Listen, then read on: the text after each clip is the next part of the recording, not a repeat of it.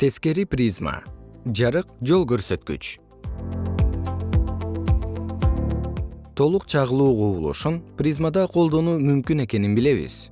Алар жасалган материал үчүн айнек аба чек арасынын чагылдыруу чектөө бурчу 42 градуска барабар. Ошол себептен чоң бурч менен призманын тегиздигине түшкөн бардык нурлар толук чагылууга дуушар болот.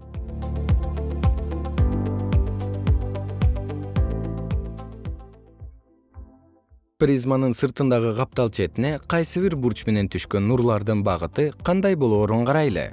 Диафрагманын жардамы менен жарыктандыргыч эки ичке параллелдүү нурларды берет. Призмада алардын оптикалык аралыгын айырмалоо үчүн кызыл жана көк жарык чыпкасын коебуз.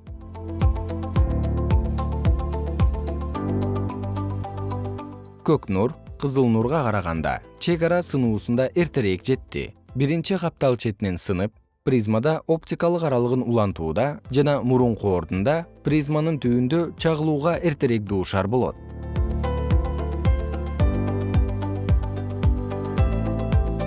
Ушул убакытта деле кызыл нур андан ары чагылуу зонасына жетет. Нурлар орду менен алмашып жатканын көрүүдөбүз. Тагыраак кызыл нур көктүн астында, көк болсо үстүндө жайгашты. Эгерде андан өткөн нурлар орду менен алмашса, анда призма тескери болуп саналат.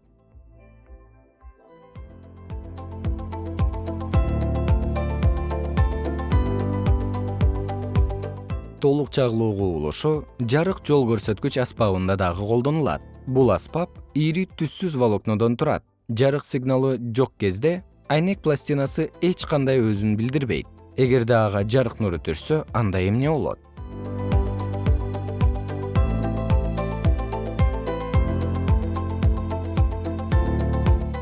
Жарык жол көрсөткүчкө нур түшсө, анда ал багытын улантат дагы, бир топтолукка чагылууда дуушар болот дагы, карама каршы жагынан бетине перпендикулярдуу чыгат.